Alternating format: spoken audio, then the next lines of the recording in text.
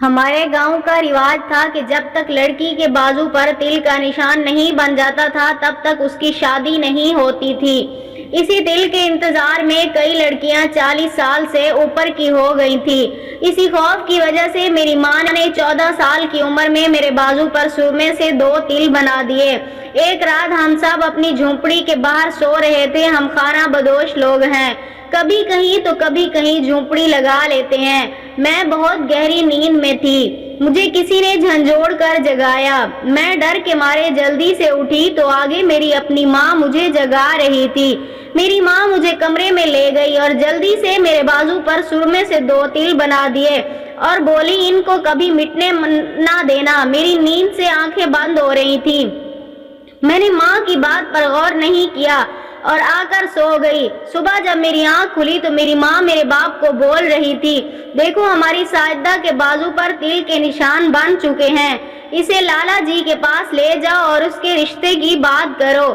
میرا باپ مجھے لالا جی کے پاس لے گیا اور اسے بولا، دیکھو میری بیٹی کے بازو پر تل کے نشان بن چکے ہیں، اب اس کی شادی کروا دیں۔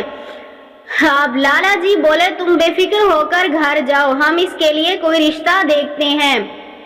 میں گھر آئی تو ماں کو بولی، مجھے نہیں کرنی شادی، میں سب کو بتا دوں گی کہ یہ تل آپ نے خود بنایا ہے۔ ماں بولی، تم میرا مرا منہ دیکھو گی اگر تم نے کسی کو بتانے کی کوشش کی تو۔ اور یہ تل خوبصورت لڑکیوں کے بازو پر جلدی بن جاتا تھا اور جو کم صورت ہوتی وہ انتظار کرتی رہتی، تو میں بھی اتنا خوبصورت نہیں تھی، تو اس لیے ماں بولی کہ میں نہیں چاہتی کہ تمہاری زندگی برباد ہو جائے۔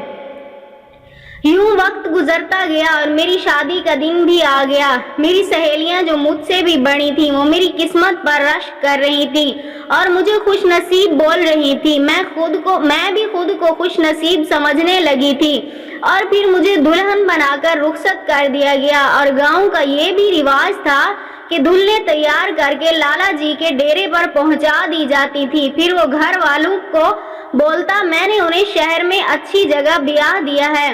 جب میں ڈیرے پر پہنچی تو مجھے ایک گاڑی میں بٹھا کر شہر لے جایا گیا۔